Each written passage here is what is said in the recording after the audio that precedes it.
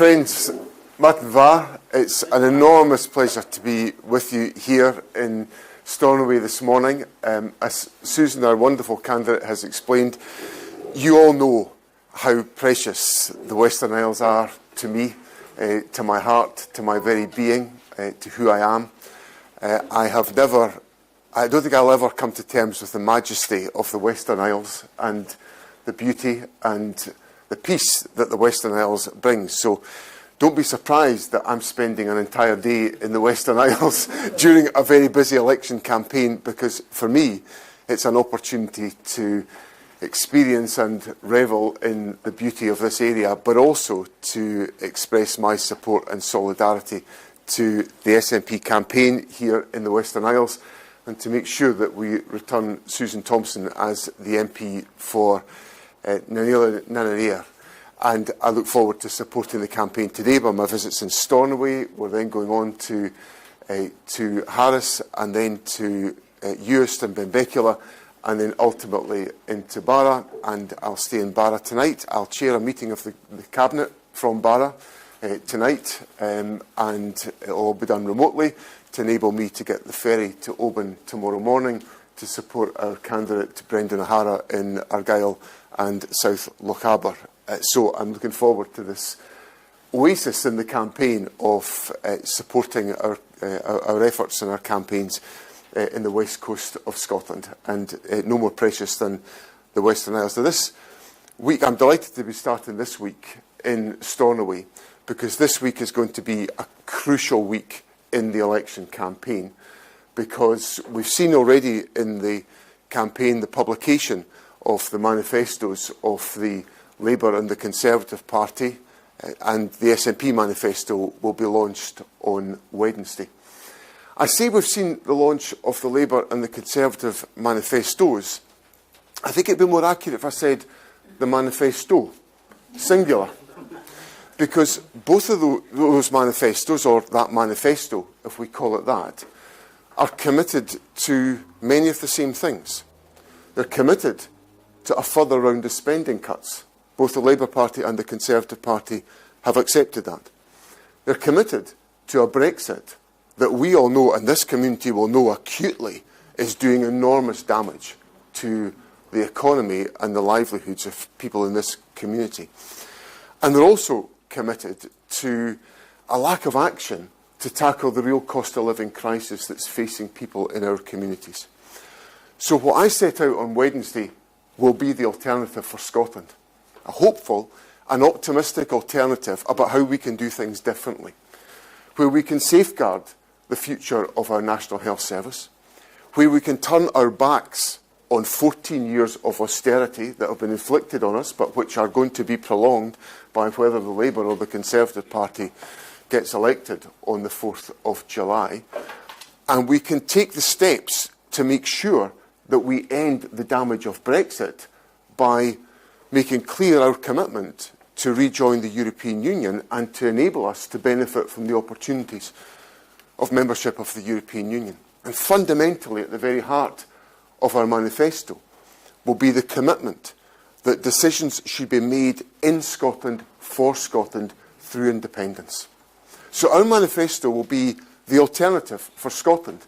A very different manifesto, a very different prospectus of what Scotland should be considering at this election.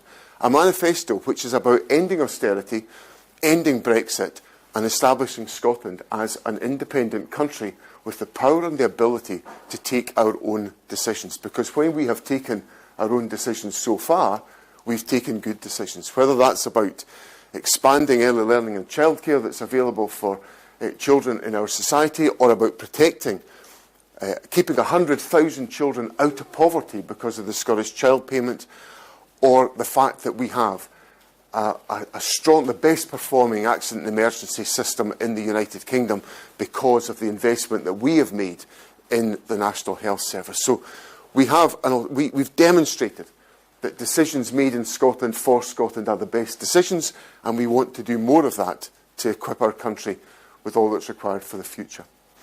Now, what I want to do this morning is share one of the key ideas that's going to be in that election manifesto. And it addresses directly the challenges that people face in our society today, and those acute challenges are felt here in the Western Isles by every household. And that's in relation to the cost of energy and the cost of living. One of the things in our society, we have a whole range of commitments that are fundamental to our society. We believe in the ability of our public services to deliver a health service that's free at the point of need to anyone that requires that service. It's a fundamental building block of our society. We believe in the provision of pensions to people in their old age to make sure they're supported to live life to the full. We believe in social security as a safety net for people that face hardship and difficulty. And of course in Scotland we've extended that with the Scottish Child Payment and the range of benefits that we've put in place. We believe in free education, although the SNP's got a particular extra aspect of our commitment to free education, because we believe, unlike all the other parties, in free university tuition that we've provided for young people from Scotland going to university in Scotland. So we believe in those fundamental tenets of what should be the rights and the entitlement of people in society. But I think we've got to update that for the 21st century. And we've got to update that through what I'm going to call a social tariff, whereby we commit that for people who are elderly, on low incomes, or disabled, that they are freed of the excessive burden of energy costs in their society. This community generates a phenomenal amount of renewable energy and will do even more so in the future. Yet this community is wrestling with some of the highest levels of fuel poverty in our country. It is literally unbearable for people, the cost of energy, despite the fact that this community is producing vast amounts of renewable energy.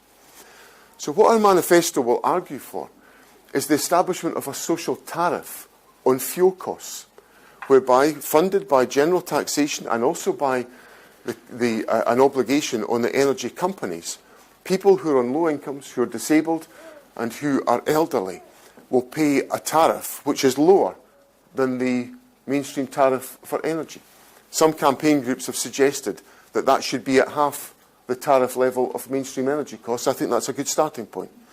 So at the heart of our manifesto will be that commitment that we will argue for the delivery of a social tariff funded by general taxation and by the power companies, which will reduce the costs for those who are vulnerable in our society and give them a material contribution to reducing the cost of living.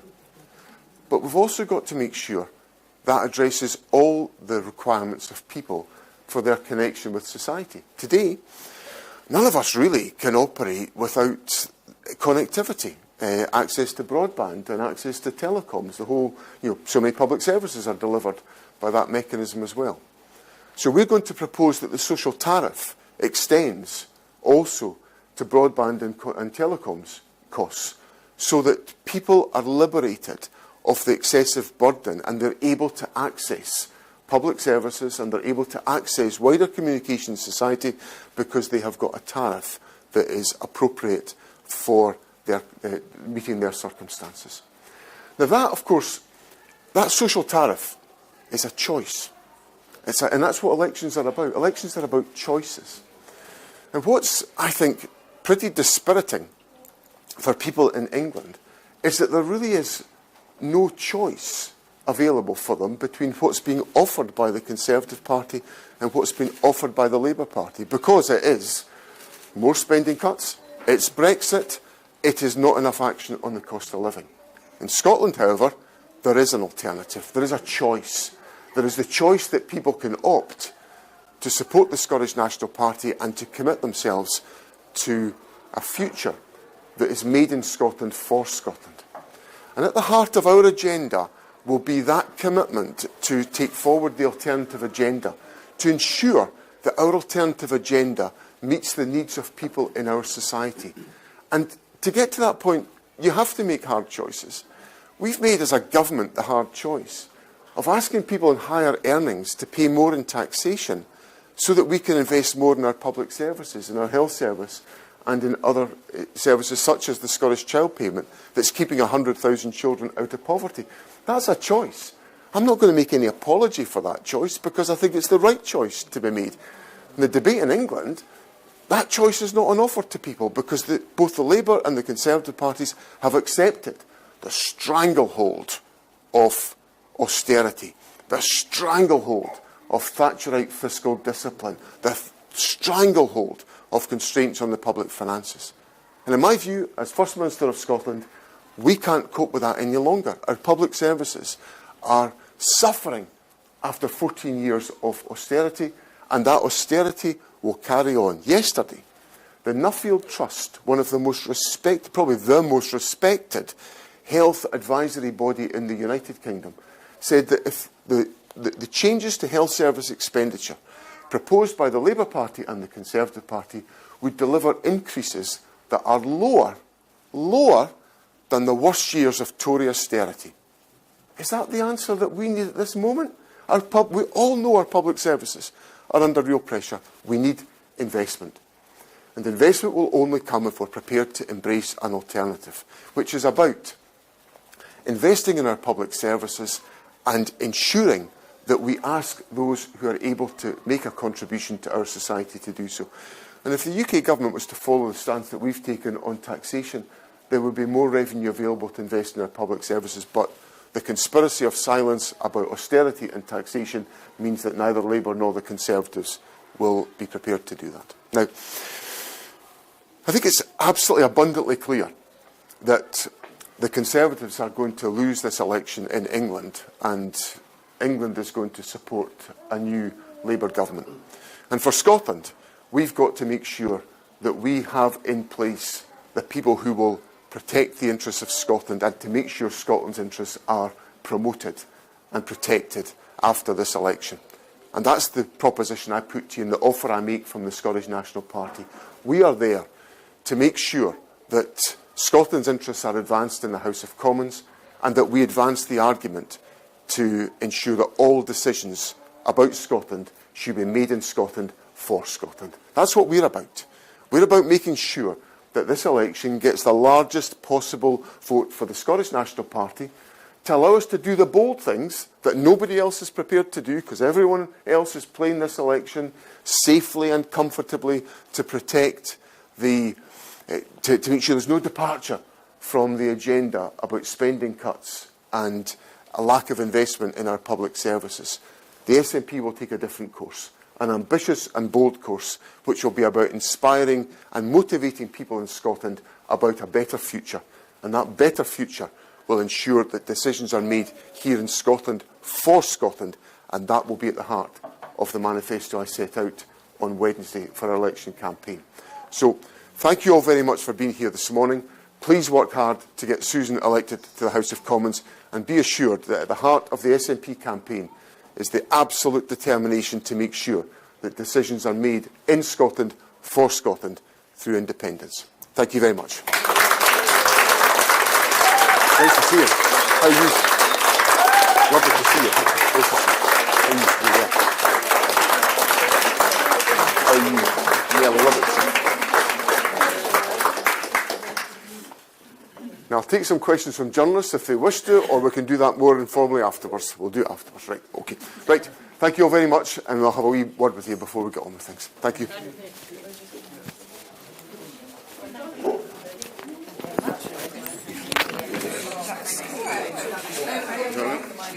Yeah, that's great. That's yours? Your hot mic situation.